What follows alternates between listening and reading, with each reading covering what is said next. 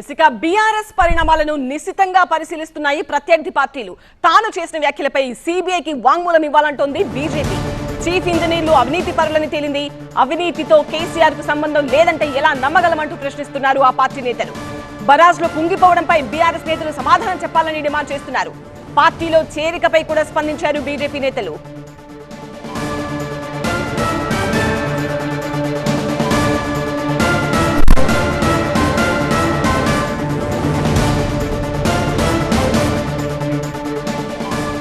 BJP response కి సంబంధించి మరింత సమాచారంతో మా ప్రతినిధి విద్యాసాగర్ మనకు లైవ్ లో జాయిన్ అవుతున్నారు.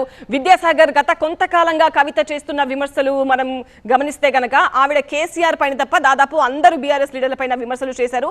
కేసీఆర్ పైన మాత్రం ఆయన ఎల్కతుర్తిలో చేసిన ప్రసంగంలో బీజేపీని ఆశించిన స్థాయిలో విమర్శించలేదు అని ఆ ఒక్క విమర్శ మాత్రం చేశారు. సో ఇప్పుడు బీఆర్ఎస్ లో జరుగుతున్న ఈ అన్ని పరిణామాలు బీజేపీ పార్టీ ఎలా చూస్తోంది?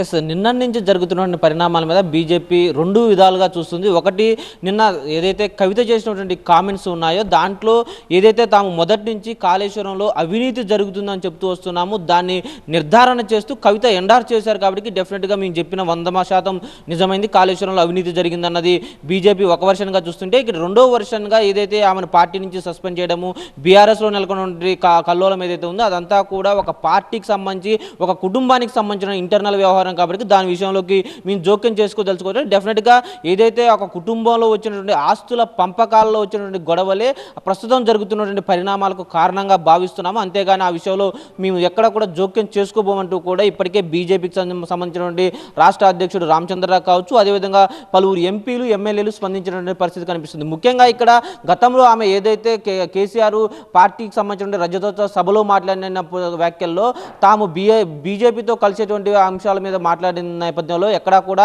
బీఆర్ఎస్తో బీజేపీ కలిసేటువంటి అవకాశమే లేదు, బీఆర్ఎస్ను దగ్గరికి కూడా రానివ్వదన్నటువంటి సంకేతాలను ఇప్పటికే బీజేపీ నేతలు ఇస్తూ వస్తున్నారు. అదేవిధంగా ఇప్పుడు కవిత చేసినటువంటి వ్యాఖ్యలో డెఫినెట్గా మొదటి నుంచి కాళేశ్వరంలో అవినీతికి సంబంధించి చెప్తూ వస్తుంటే నిన్న ఒక ఇద్దరు పేర్లను తీసుకొని కవిత ఆ విషయాన్ని ఎండార్ చేశారు. కానీ ఇందులో కూడా ఒక కుట్రకోణం దాగి ఉంది. ఎందుకంటే హరీష్ రావు, సంతోష్ రావే కాదు, మిగతా కేసీఆర్ కుటుంబం మొత్తం కూడా కాళేశ్వరం అవినీతిలో భాగమైంది. దాన్ని డైవర్ట్ చేసేందుకు ఇలాంటి కుట్రలు పన్నుతున్నారన్నది బీజేపీకి సంబంధించినటువంటి ఎంపీ డీకేఆర్ అని చెప్తున్నారు. ఎందుకంటే కాళేశ్వరం అవినీతి కేసును సిబిఐకి అప్పగించి దాని మీద పెద్ద ఎత్తున చర్చ జరుగుతున్నటువంటి సమయంలో ఏదైతే ఈ పార్టీకి సంబంధించినటువంటి ఇద్దరు నేతల పేర్లు బయటకు తీసుకోవడం, అదేవిధంగా పార్టీ వెంటనే రెస్పాండ్ అయ్యి సస్పెండ్ చేయడం, ఇవన్నీ పరిణామాలు చూస్తే ఇటు కాళేశ్వరం అవినీతి మీద పెద్ద ఎత్తున చర్చ జరగకుండా డైవర్షన్ చేసేటువంటి పాలిటిక్స్లో భాగంగానే కనిపిస్తుంది. అదేవిధంగా ఆ కుటుంబ వ్యవహారంలో జరుగుతున్న వ్యవహారంలో ఎక్కడా కూడా తాము జోక్యం చేసుకోము, ఎప్పటికప్పుడు రాజకీయ పరంగా జరుగుతున్న పరిణామాలు అయితే నిశ్చితంగా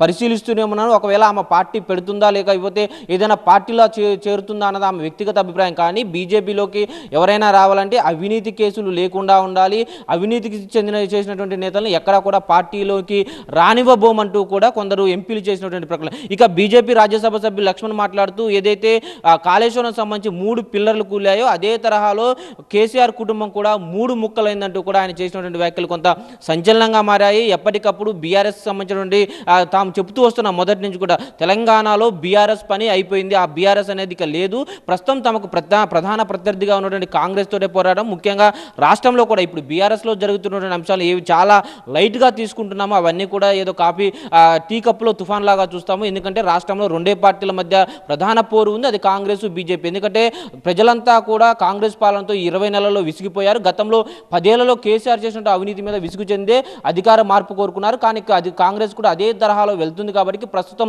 బీజేపీనే ప్రత్యామ్నాయంగా భావిస్తున్నారు. బీజేపీ అధికారంలోకి రావాలనుకుంటున్నారు కాబట్టి మా ఫోకస్ అంతా కూడా క్షేత్రస్థాయిలో ప్రజా సమస్యల మీదే ఉంది, ప్రజలకు చేరువవడం మీదే ఉంది. కాబట్టి డెఫినెట్గా బీఆర్ఎస్లో జరుగుతున్నటువంటి పరిణామాలను ఎక్కడా కూడా తాము పెద్దగా పట్టించుకున్నటువంటి పరిస్థితి లేదు. ఇక కాళేశ్వరం అవినీతి మీద మాత్రం డెఫినెట్గా పెద్ద ఎత్తున ఆ విచారణ జరగాలి, ఎవరైతే ప్రజల సొమ్ము దోచుకున్నారో వారందరికీ కూడా శిక్ష పడాలంటూ కూడా ఈరోజు ఉదయం నుంచి బీజేపీ నేతలు స్పందిస్తున్నటువంటి తీరులో కనిపిస్తుంది. మొత్తంగా కవిత ఎపిసోడ్లో కుటుంబ వ్యవహారాన్ని పక్కన పెడితే డెఫినెట్గా ఈ కాళేశ్వరం అవినీతి కేసు మాత్రము ఆ కుటుంబాన్ని పెద్ద చీల్చింది. ఆ విచారణ జరిపి అందరూ దోషులందరికీ కూడా శిక్ష విధించాలన్నది బీజేపీ స్టాండ్గా మనకు చెప్తూ ఉన్నారు. రైట్ విద్యాసాగర్.